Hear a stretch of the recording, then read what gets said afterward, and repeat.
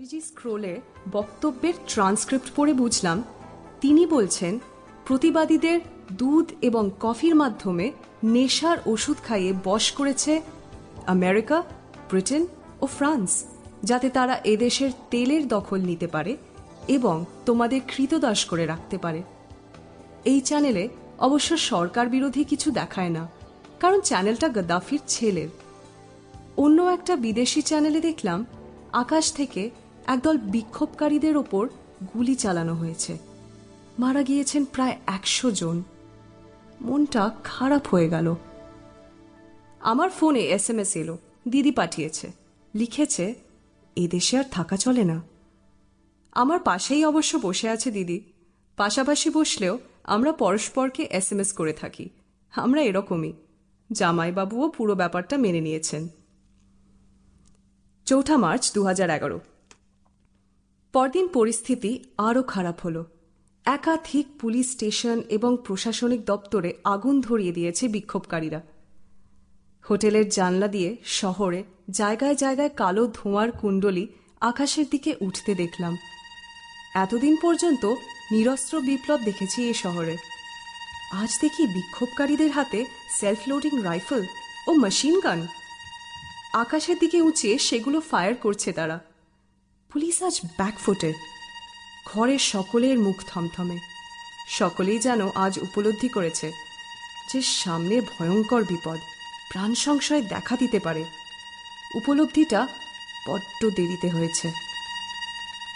5 March 2011। সকালের ত্রিপলি post কাগজটা খুলতেই ধাক্কা খেলাম। প্রথম পাতার বাঁদিকের কলমে একটি সুন্দরী মেয়ের মুখের ছবি, তলায় ক্যাপশন, বিক্ষোভকারীদের 22 বছর বয়সী এই নেত্রীকে গুলি করে হত্যা করেছে সরকারি বাহিনী।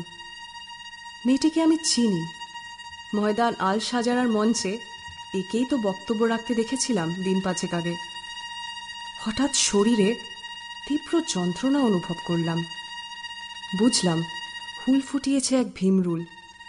কখন যেন সেটা হোটেলের ঘরে ঢুকে পড়েছে। 6 মার্চ 2011। আজ শিলাজিৎ এসেছিল। জানিয়েছে কাল আমরা লিবিয়া ছাড়ছি। ভারতীয় দূতাবাস থেকে বারবার আবেদন করা হচ্ছে আমরা যেন ভারতে ফিরে যাই। ভারত সরকার বিমান এবং জাহাজ পাঠিয়েছে লিবিয়ার বসবাসকারী 18,000 ভারতীয়দের জন্য। বিদায় লিবিয়া। 7 মার্চ 2011। সকাল 6টায় বেনগাজির বেনিনা ইন্টারন্যাশনাল এয়ারপোর্টে ঠিক ঠিক করছে ভিড়। এরকম যাচ্ছে তাই ভিড় আমি কোনো দিনও কোনো এয়ারপোর্টে দেখিনি। বিভিন্ন দেশের মানুষ লিবিয়া ছেড়ে পালাচ্ছে নিজের দেশে। ভারত সরকারের পাঠানো 2টো প্লেন সকালবেলা উড়ে গিয়েছে, আরও প্লেন আসছে। আমরা কখন উড়ব কিছুই জানতে পারলাম না। বিকেল 4টেও হতে পারে, রাত 1:30টাও হতে পারে।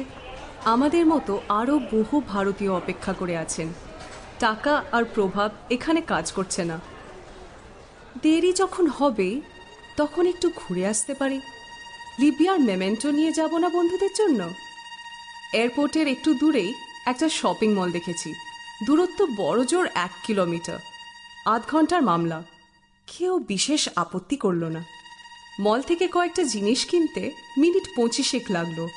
কাউন্টারে দাম মিটিয়ে বেরোতে যাব, হঠাৎই মলের প্রধান ফটকে শাটার নামিয়ে দেওয়া হলো। দেখলাম লোকজন দৌড়ে উপর দিকে উঠে আসছে।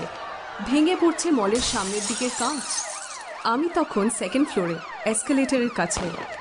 কুমিরের মতন চ্যাপ্টা হয়ে শুয়ে রইলাম মেঝেতে। অন্যরাও মেঝেতে শুয়ে। মাথার উপর ভেঙে পড়ছে কাঁচের ছোট ছোট টুকরো। 2 হাত দিয়ে মাথাটা আড়াল করে রেখেছি। বাইরে কি হচ্ছে দেখতে তো পাচ্ছি না, তবে মলের ঠিক সামনেই যে গুলির লড়াই চলছে দুপক্ষের, সেটা বোঝার জন্য বিরাট কিছু বুদ্ধি লাগে না। ঘণ্টাখানেক পর মনে হলো আর কিছু ঘটছে না। আরও 1 ঘন্টা পর একে একে সকলেই উঠে একতলায় নেমে এলাম। সামনের বড় শাটারটা এখনো বন্ধ। সামনের দিকের কাঁচ চুরমার হয়ে গিয়েছে। পিছনের একটা ছোট দরজা খুলে দেওয়া হয়েছে। দিদিকে একটা ফোন করতে হবে। পকেট থেকে ফোনটা বের করতে গিয়ে দেখলাম সেটা নেই। নিশ্চিত 3 তলায় পড়ে গিয়েছে। আমি উল্টো দিকে যাওয়ার চেষ্টা করলাম, কিন্তু মলের সিকিউরিটি জোর করে সকলকে